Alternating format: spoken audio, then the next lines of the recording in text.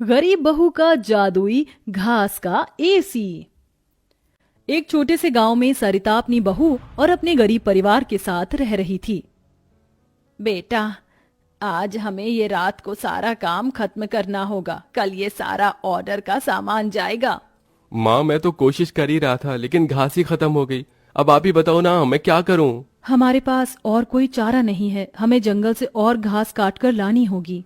इस समय जंगल में जाने का फायदा नहीं है, कभी भी कुछ भी हो सकता है। जंगली जानवर रात के समय ही बाहर निकलते हैं। अजय बिल्कुल सही कह रहा है बहू।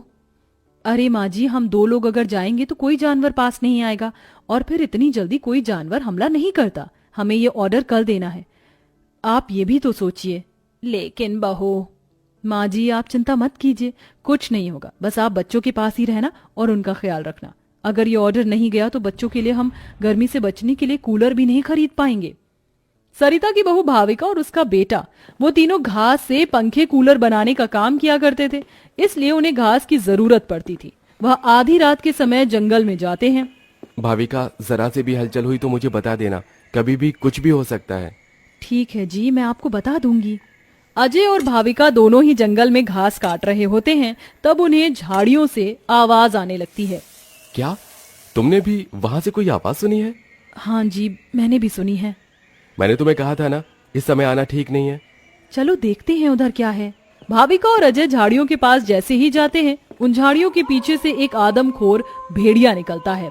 भाविका, भागो यहाँ से, यहाँ पर तो बहुत खतरनाक भेड़िया है। अजय और भाविका दोनों अपनी जान बचाकर भागने लगते हैं। अजय, अब हम लोग क्या करें? कहीं भेड़िए ने हमें खा लिया तो? रुकना मत, बस भागती जाओ।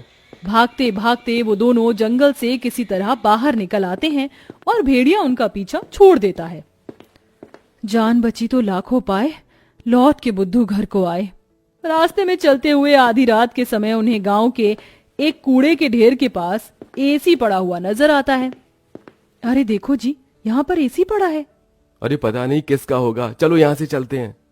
मुझे लगता है किसी ने ऐसे ही डाल दिया होगा। मैं तो कहती हूँ इसे लेकर चलते हैं। भाविका अजय को एसी ले जाने के लिए मना लेती है, जिसके बाद वो दोनों उस एसी को घर ले आते हैं। तुम दोनों तो घास लेने गए थे, ये क्या लेकर आ गए हो? ये हमें रास्ते में पड़ा मिला। जब हम कूलर पंखे बना लेते हैं तो एसी भी बना सकते हैं। इस खराब एसी को छोड़ो और ये बताओ, क्या तुम घास लेकर आई हो? सरिता के ये बोलने के बाद जंगल की दुर्घटना के बारे में दोनों बताते हैं, जिसे सुनकर सरिता हैरान रह जाती है। अच्छा, इसका मतलब बहुत बड़ी मुसीबत से बचकर आए हो तुम दोनों, और साथ में ये कचरा उठाकर ले आए। वह तीनों बहुत ज्यादा परेशान हो जाते हैं। कल का ऑर्डर पूरा करने के बाद उन्हें कुछ पैसे मिल जाते, लेकिन घास न होने की वजह से उनका ऑर्डर पूरा नहीं हो पाता और वह ऑर्डर कैंसिल हो जाता है। अगले दिन उनके टूटे फूटे घर के अंदर धूप की किरणें आने लगती हैं, जिससे बहुत ज्यादा गर्मी हो जाती है। हे भगवान, कितनी गर्मी लग रही है, घर में पंखा भी नहीं चल रहा है। मुझे भी बहुत गर्मी लग रही है। पिताजी पिताजी, हमें बहुत गर्मी लग रही है, हमारे घर में एक पंखा भी ठीक से नहीं चलता।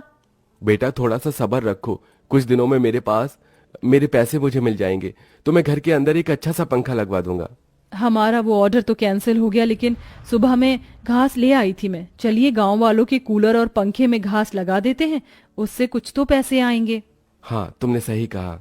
भाविका और अजय दोनों मिलकर पुराने कूलरों के अंदर घास लगा रहे होते हैं, और यहाँ घर में राजू दिशा गर्मी से परेशान हो रहे होते हैं। काश कि हमारे घर में भी कोई एसी होता। तभी दिशा की नजर उसके पिता के लाए हुए एसी के ऊपर पड़ती है।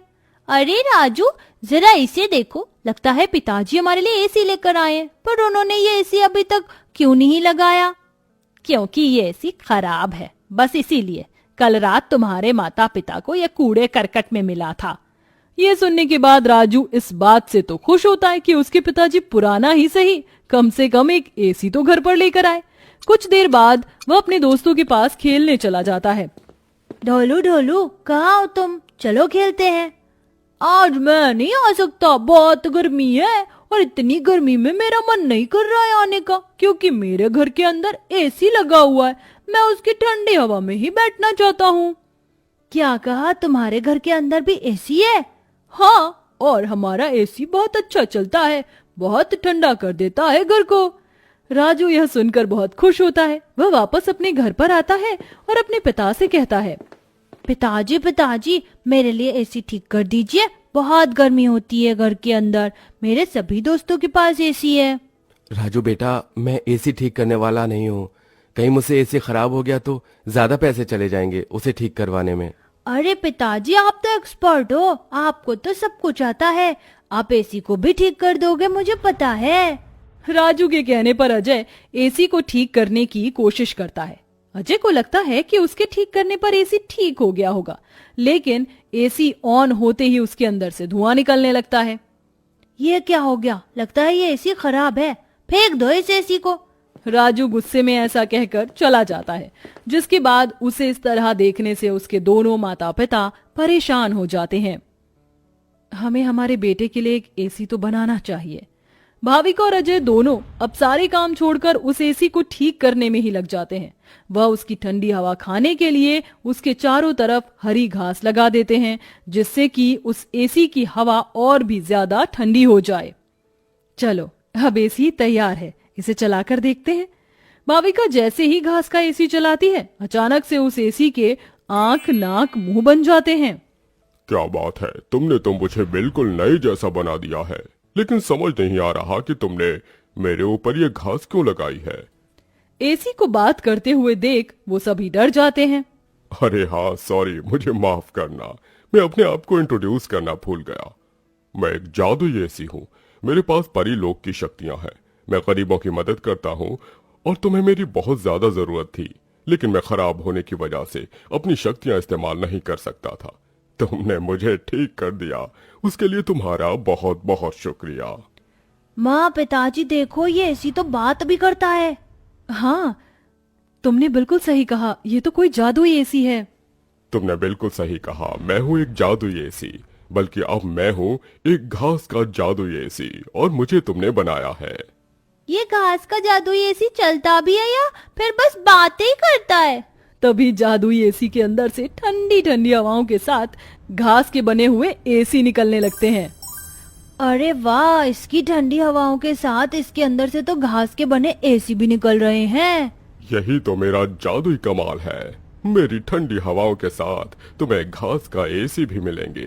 ये तो सोने पर सुहागा हो गया। ऐसा जादुई एसी मैंने कभी नहीं देखा। अब उनके पास इतने सारे घास के एसी हो गए थे जिन्हें वह देखकर सोच में पड़ जाते हैं। आजकल बाजार में एसी बहुत महंगा मिलता है, हम घास के बने हुए सस्ते एसी बेचकर पैसे कमा सकते हैं। सही कहा माँ आपने, पर क्या लोग घास के बने एसी खरीदना चाहेंगे? सरिता यह सुनकर थोड़ी देर चुप हो जाती है। हमें पहले एसी बेचकर देखना चाहिए। इस तरह भाविका और अजय दोनों मिलकर बाजार में घास के बने एसी बेचने के लिए चले जाते हैं, जहां घास के बने एसी देखकर सभी लोग हैरान रह जाते हैं। एसी तो बहुत देखे, लेकिन ऐसा एसी नहीं देखा, ये तो बहुत अलग है। घास से बने एसी मैं भी खरीदना चाहूंगी। कितने का है एक? ज्यादा नहीं, मात्र 1000 रुपए का है। आजकल एसी 30-40 हजार तक मिलते हैं और तुम इतने सस्ते में बिल्कुल कौड़ियों के भाव बेच रहे हो। चलो मुझे एक दे दो। कोमोलिका के खरीदने के बाद वहां और भी लोग उन दोनों से एसी खरीदते हैं। इसी के चलते उनकी अच्छी खासी बिक्री हो जाती है और सारे एसी बिक जाते हैं। आज का ये आखिरी एसी बचा है, इसे मैं अपने घर में लगाऊंगा। अजय घास का एक एसी अपने घर में भी लगा देता है और घास के जादुई एसी का इस्तेमाल वो बस तभी करता है जब उसे एसी बेचने के लिए पैसे चाहिए होते हैं। जादुई घास के एसी, अपनी ठंडी ठंडी हवाएं दो, जिससे मुझे तुम्हारे जादुई घास के एसी मिले।